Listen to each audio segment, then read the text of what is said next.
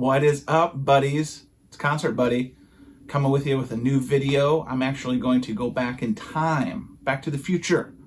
We're sending you back to the future! And recap my experience at the Austin Records show. I went back in October of 2021 and had a great time. The video ahead is going to show some of the stuff I picked up, give you some tips and some know-how, and then a little bit of footage that I took with my trusty cell phone. So stick around.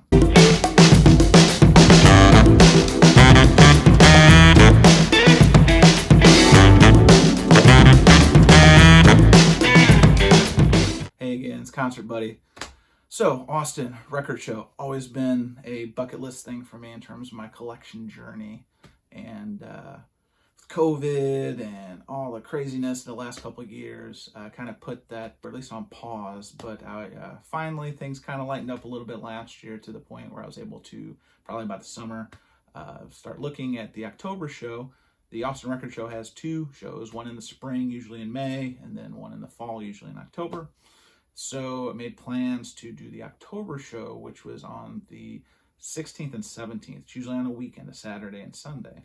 Now, in order to find the hot goodies that I was looking for, I did do the early bird, which is an option that you can do to actually start as the vendors are setting up on that Friday. For me, it was the 15th.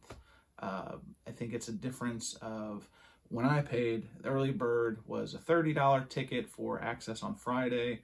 And then before the general public on Saturday and Sunday, you get like an hour or two to go back and check with the vendors, see if they put out any new things. Spoiler alert, they do, which I didn't think they would.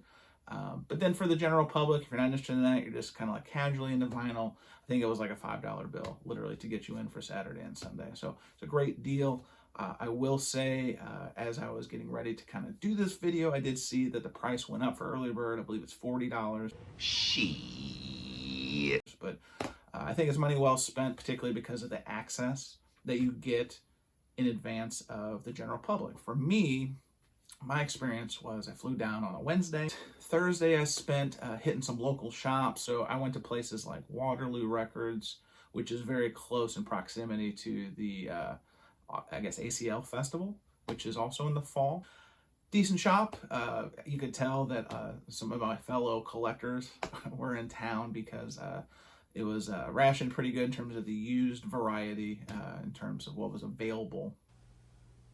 Every one of my records means something. Plenty of good stock, new stock, well-stocked store, well-organized. Enjoyed it. So the second shop I went to was a shop called End of an Ear. And I've heard about them for years. I've always been intrigued. I think I've even seen them in documentaries. They're actually like right off the highway, very indescript building. You wouldn't know it unless you were looking for it, kind of thing.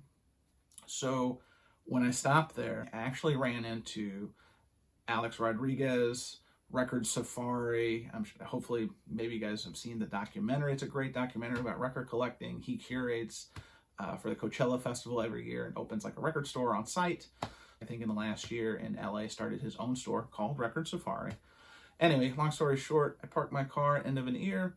I'm literally getting out, and here's this diminutive guy with crazy long hair walking out with a big armful of records. We talked a little bit in the parking lot. Couldn't have been a nicer guy. I saw him even a couple days at the actual convention, and I actually talked to him later because I thanked him because during that conversation at End of an Ear, he gave me a great hookup for a store that I don't even think I had noticed when I was doing my research. It was called Breakaway Records. Breakaway Records was kind of the sleepy hidden gem that I'm glad Alex told me about because I found some fantastic stuff there.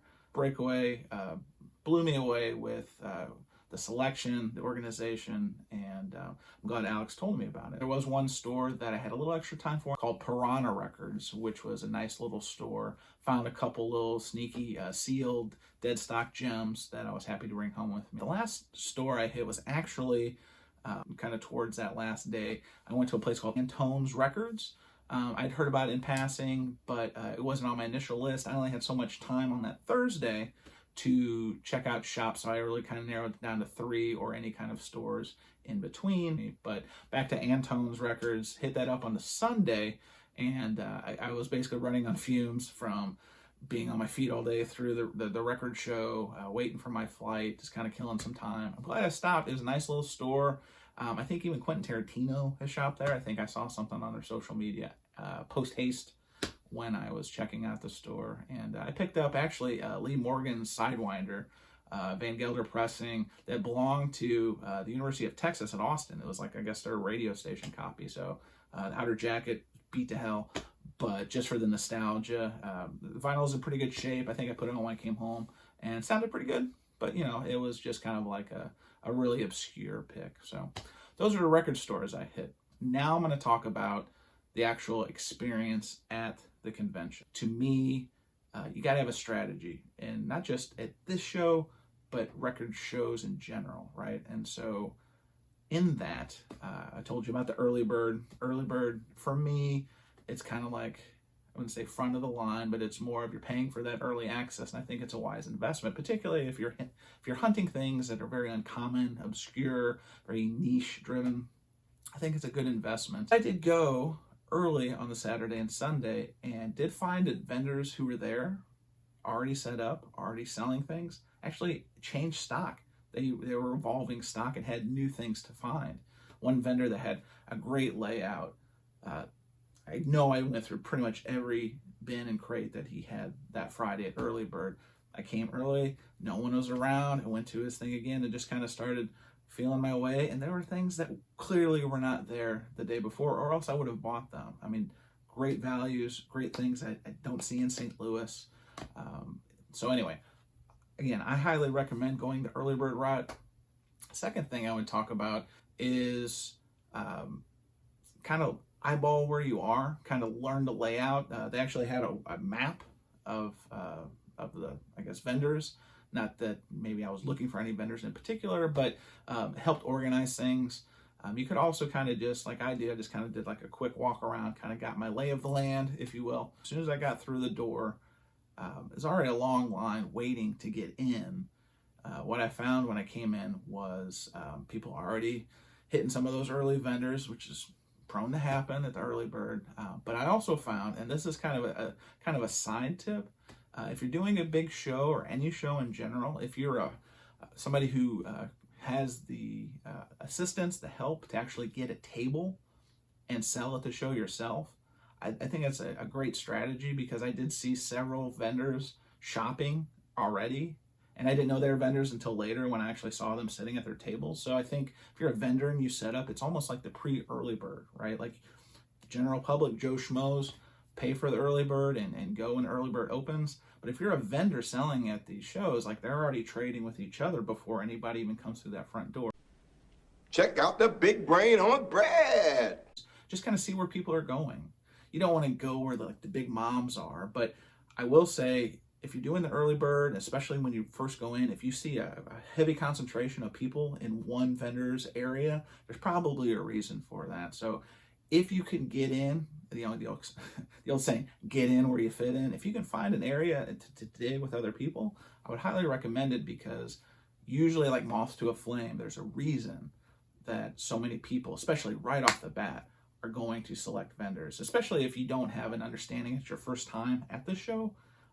That's kind of reading the room, if you will, reading the temperature. And Listen, and listen good. I'm talking to you. so the third thing I'm going to talk about is just a general overall strategy, not just for Austin Record Show, but any record show you want to go to. And that's when you're digging. I found over the years that to be not only expedient, but also to make the most use of your time, the thing you'll want to do is, as you're digging, see something, look at it, it's something you may be interested in, go ahead and pull it. Keep it to the side. Go through. I would not recommend checking condition as you pull the things up. One, because you're kind of getting in the way. Two, because you're slowing yourself down. And three, by pulling it off and then looking at it later, you don't run the risk of pulling at it, kind of being marginal about it, putting it back, and then you're thinking about it in the next bin over, and then somebody grabs it right in front of you, right? So I'm not advocating being super territorial. I'm just looking out for your experience and making sure that you have a strategy conducive to getting the records you want. Because sometimes you'll see something at a price and you'll kind of think it over, and the price right away isn't where you want to be. But that kind of leads me to my next piece of strategy is negotiate. Negotiate, negotiate, negotiate. If you bring cash in hand, another good idea to do for these shows, and you're buying a decent amount of records, or even if you're not, these prices are not static, generally speaking. Sometimes on high dollar items, these vendors won't budge, particularly at the beginning of a show.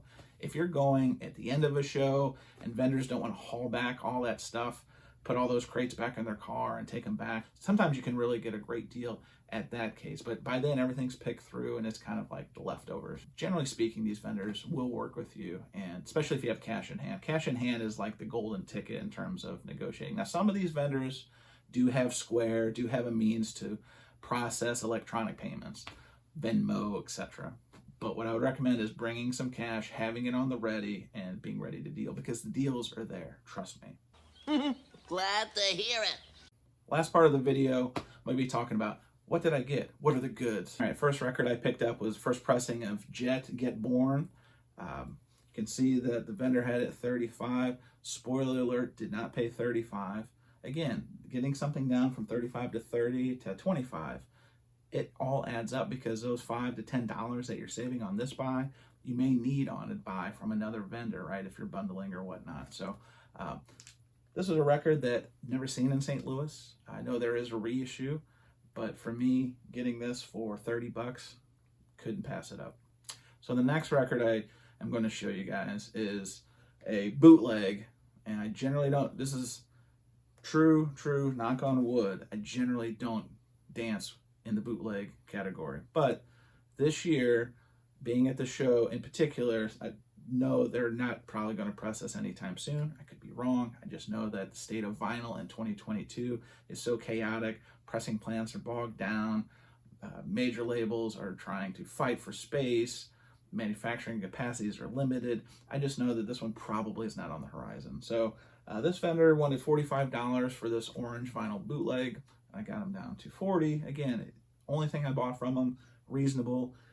The vendors don't want to have to handle so much cash. 220s is a lot easier to deal with than breaking change. So I talked to the vendor. I didn't buy this right away. I kind of came through and hit the table up a couple of different times before I finally was like, yeah, let's do this. Again, because I'm not prone to trying or buying bootlegs. But by and large, the vendor said this sounds good, and I'm sure it does. I even read some reviews online in the interim to just make sure I wasn't buying a big turd. And sure enough, I've actually opened this and listened to it. It actually doesn't sound too bad. It sounds like a digital transfer, so, you know, low expectations, but for what it is and for what I paid and for the fact that I don't think it's going to be available anytime soon, it seemed like a reasonable buy. Glad I bought it. So these next couple of records I'm going to show are a couple of hip-hop records I picked up, different vendors, but again, these are things that I generally don't see in St. Louis. I've never seen this Jermaine Dupri record in St. Louis, sealed, 20 bucks. I mean, I didn't even haggle on this one. Or maybe I did, I don't recall. But by and large, I mean, for $20, something that I don't see in St. Louis, easy cop. And then Dub C, Ghetto Heisman. I actually already had a copy of this. It's actually a promotional copy. But it was $10. And double LP, again, something you don't see. When I'm in Chicago, I see more hip-hop than I do in St. Louis. But maybe something, it's either a condition upgrade or something I can trade later. But again, the time is right. Cash is in hand. Pockets are hot. Easy pickups. Okay. So, BC Boys, this was the last record, is the last record that I was trying to get a hold of to have all original pressings of their catalog. Unfortunately, despite this vendor saying original pressing, 1998, I think there was something lost in the sauce. There's actually a very nice vendor at Yesterdays. He has a store over in Seneca, South Carolina. Nice guy. He worked with me. He had 150. I think I got him down to 120. It's very, I think 125. Reasonable negotiation. Come to find out, it is an original 1998 pressing, but that is not the original pressing. So I was glad to pick this up.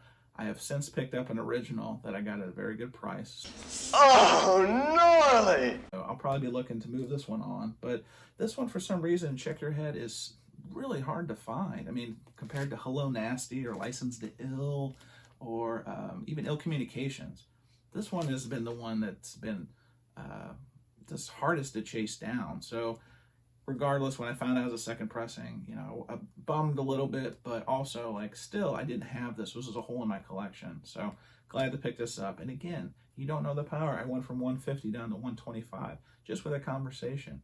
Barter, it's totally possible at these shows. Think about this.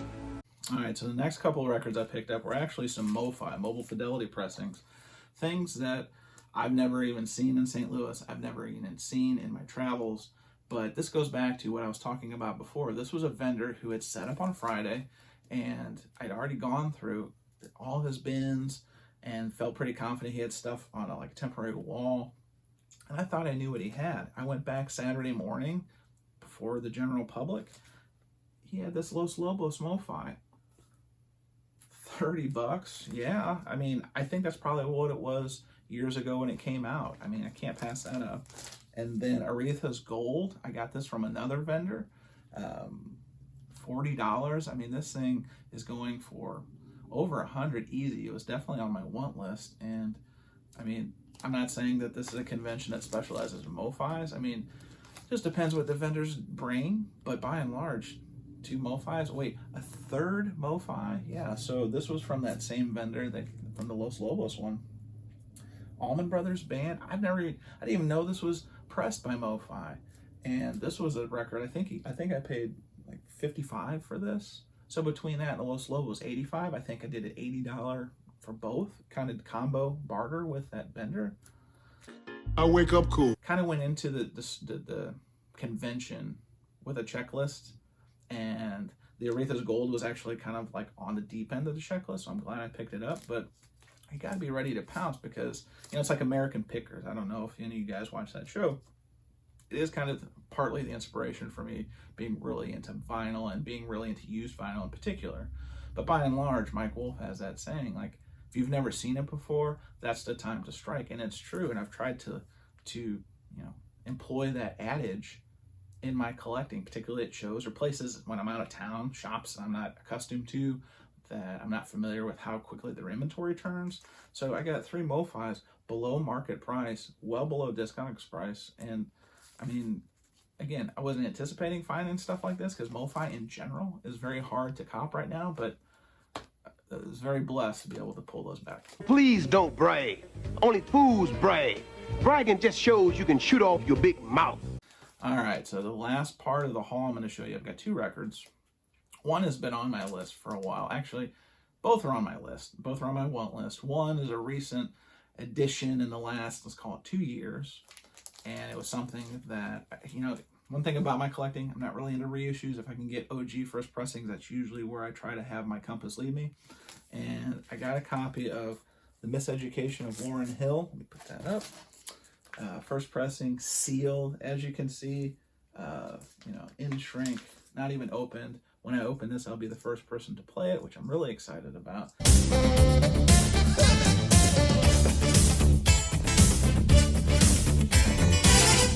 And I left the price sticker on because I want to, again, reiterate this point. This was the early bird Friday. I went to a booth that a lot of people are at.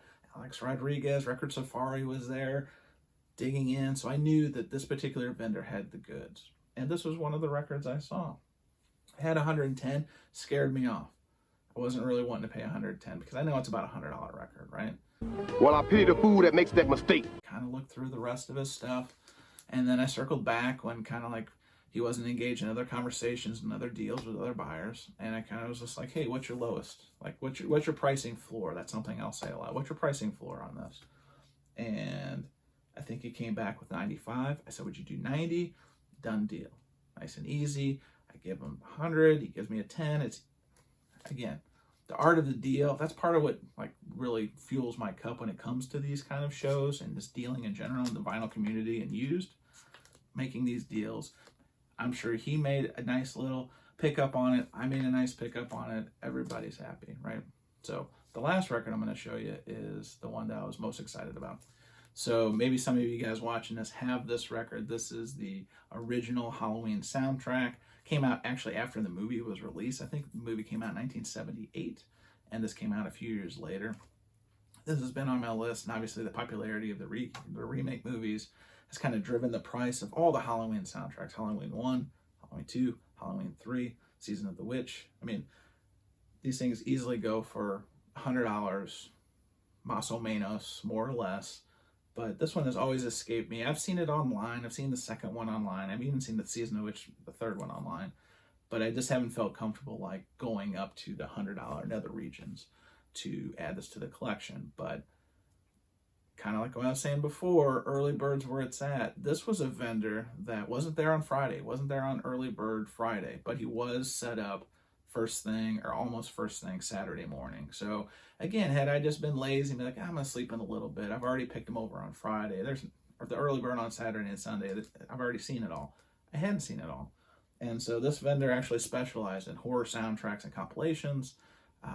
Would not budge on price. There was no, he was just setting up. He knew what he had.